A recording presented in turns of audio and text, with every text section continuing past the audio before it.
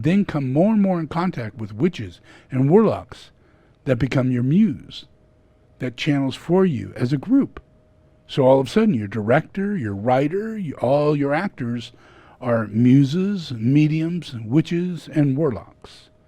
And if you study the years from 1920 to the years 1999, witchcraft and ceremonies inside of Hollywood were the mainstay. Yeah? Yeah? The Eyes Wide Open. Yeah? In the movie Eyes Wide Open. Yeah? It's a true story. There are TV programs that have shown the work that goes on during the time of the 40s and the 30s, during the Hitler period and on, when movies were first starting to be made.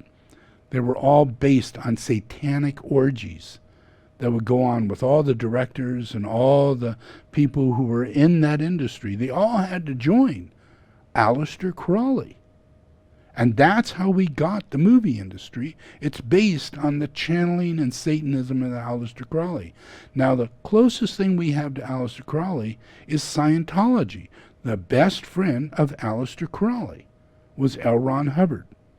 So he was younger and more established, and he went right into Hollywood and took up everybody in Hollywood and told them a lie. And said, "You're in this movie. This is all an illusion. You all are taken over by extraterrestrials. You're inside of a movie.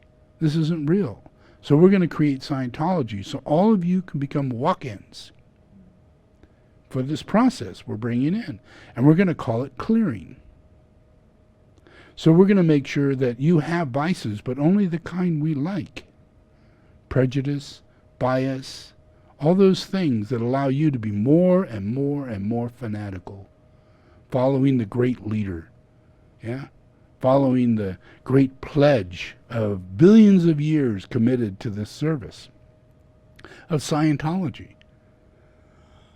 And it's all based on science fiction, from a science fiction author, yeah, all comes from Aleister Crowley, who started off trying to bring the goddess Diane on earth, which would be Satan incarnated. The goddess Diane, Satan incarnated, the goddess of war. Yeah, there's many different levels of this Satan. Comes in the form of Lilith, comes in the form of Lucifer, comes in the form of male, female forms. Doesn't matter whether it's male or female. It comes in both forms. Yeah. So in this cycle of time, it's called Kali, and that's a female form. And that Kali form, in the form of a person, would be the goddess Diane, the goddess of war. So he's focused in finding and incarnating the goddess Diane and get her to come on earth as a queen, become the queen of earth. Goddess Diane, you know, like Princess Diana, perfect cycle of timing, and the reincarnation of Aleister Crowley. Pretty interesting. Yeah, yeah. But it comes even worse into Scientology and the relationships of Scientology and the relationships of what we have to have this guy as president and everybody following the actor guild, the relationships of past life ceremonies working in the industry and having taken those commitments by sacrificing a human being or drinking blood and going through ceremonies for over 2 to 3 generations. You die, you reincarnate, you die, you reincarnate. And this is a very big coven, Scientology. Millions and millions of people are in it. But there are even more people who are in the industry, of music industry and film industry, and they have these enormous covens with Satan. And they own most of the money. They don't give it away. They don't share it.